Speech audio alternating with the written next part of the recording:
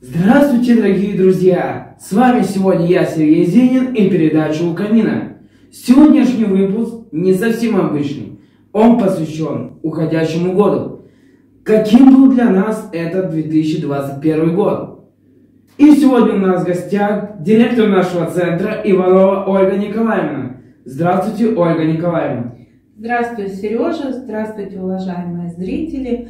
Очень рада снова посетить вашу студию и пообщаться с вами со всеми. Именно вы стали нашим первым и очень значимым гостем, который и открыл нашу рубрику.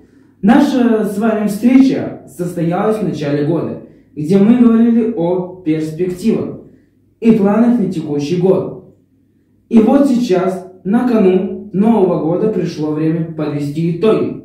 Ольга Николаевна, расскажите, пожалуйста, о значимых событиях нашего центра, которые произошли в уходящем 2021 год. Для меня, начнем с вашего отделения, самое значимое событие, что у вас появилась наконец-то к студии ваша Movistar, которая не просто появилась, и мы с вами ее открыли, да, Сереж? Но она еще и развивалась.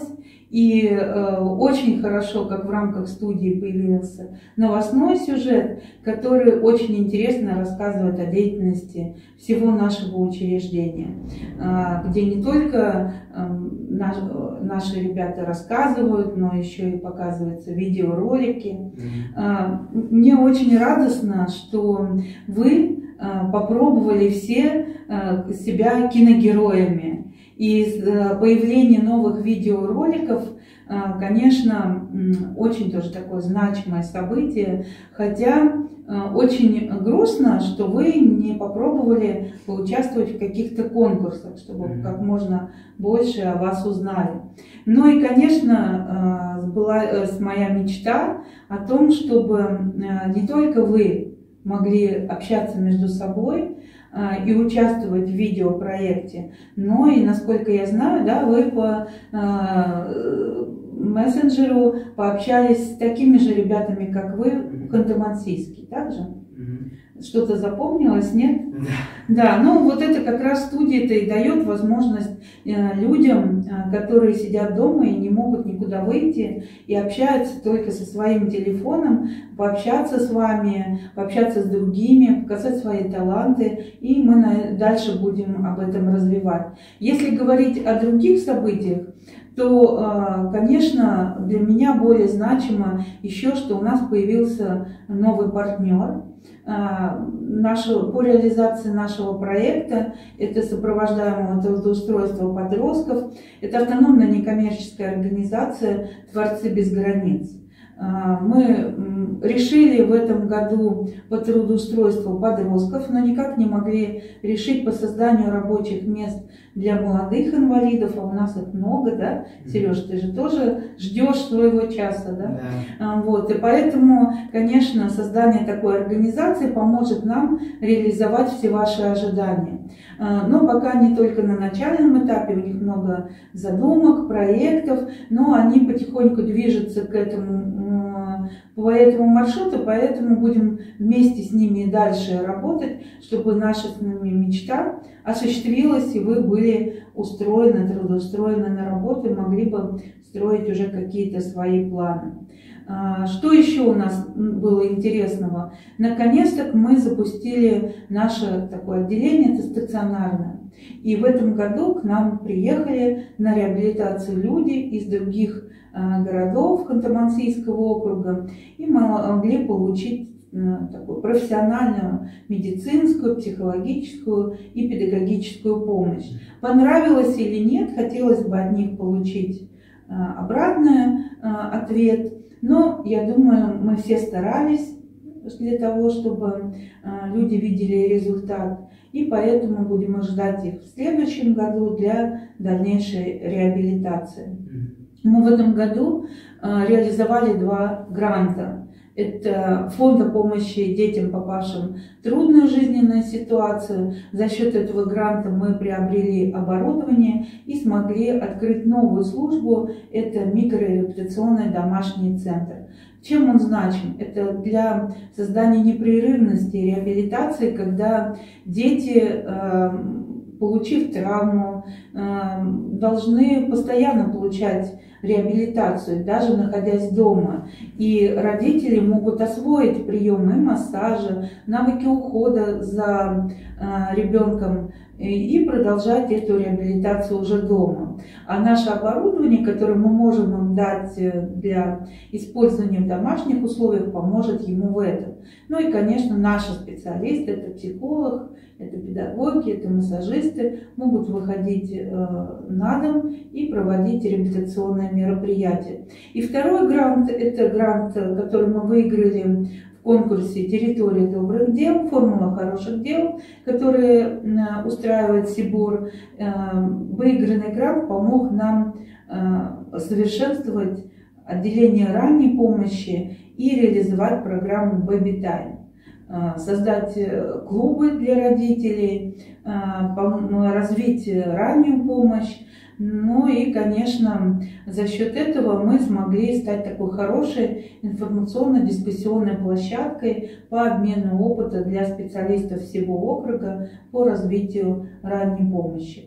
Ну вот, наверное, не в двух словах, но коротко, это такие значимые достижения учреждения, внутри учреждения в этом году. Ну и в заключение, подведение итогов, наверное, нельзя не сказать о том, что наше учреждение стало такой площадкой, которая показала свой опыт работы в форуме «Вместе ради детей», которое в этом году проходило в Сургуте, проводил его фонд помощи детям, попавшим в трудную жизненную ситуацию, и многие территории и субъекты федерации транслировали свой опыт, и вот наше учреждение было площадкой по транслированию опыта по организации ранней помощи.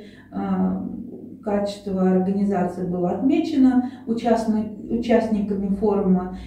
Очень этому рады. И вот, наверное, мне очень хочется похвастаться этим о событиях текущего года. Спасибо, Ольга Николаевна.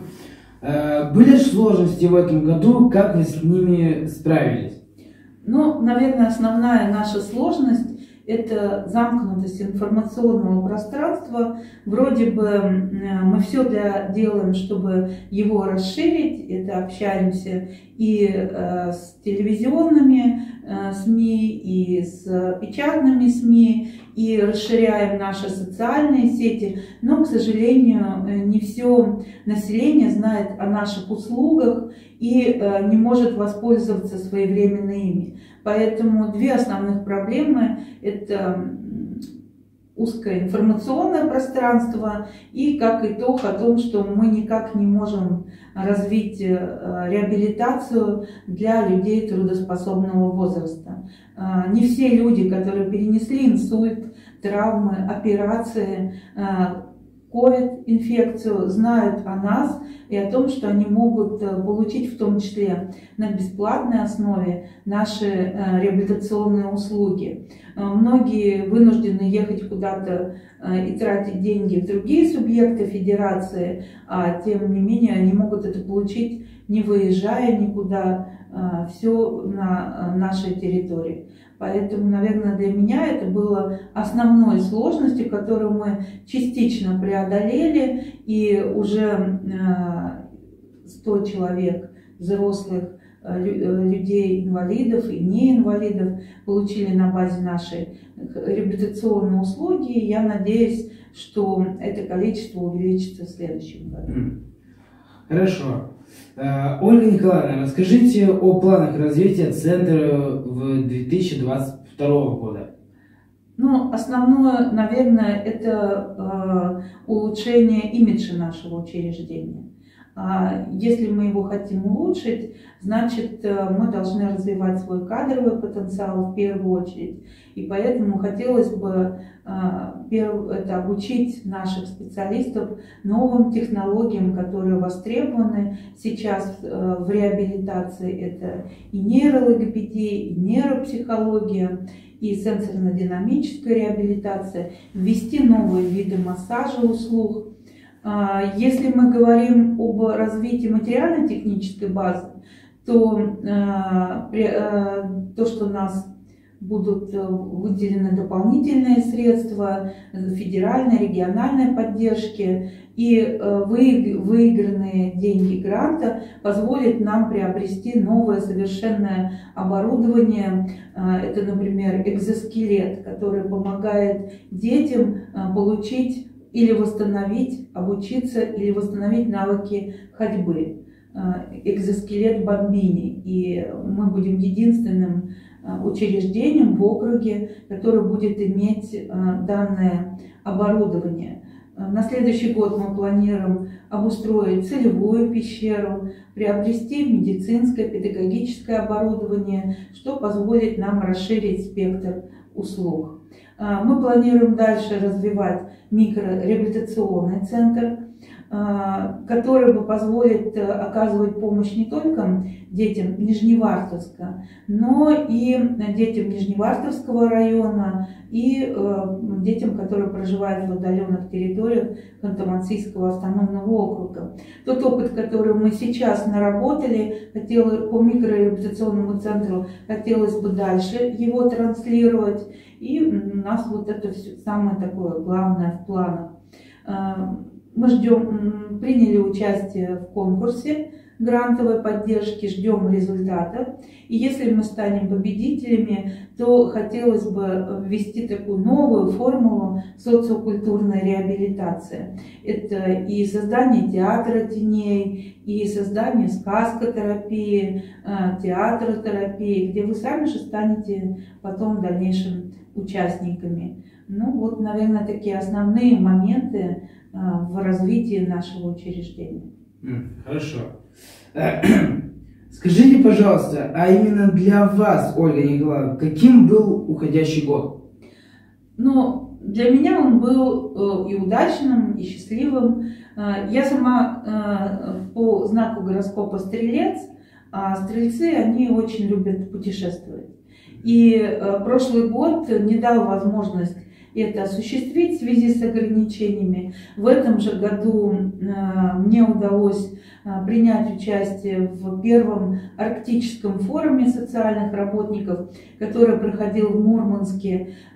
И участие в этом форуме помогло мне подчеркнуть очень много интересных знаний в сфере реабилитации, пообщаться с интересными людьми, получить такой большой запас энергии, который позволит работать и развиваться нашему центру и в следующем году.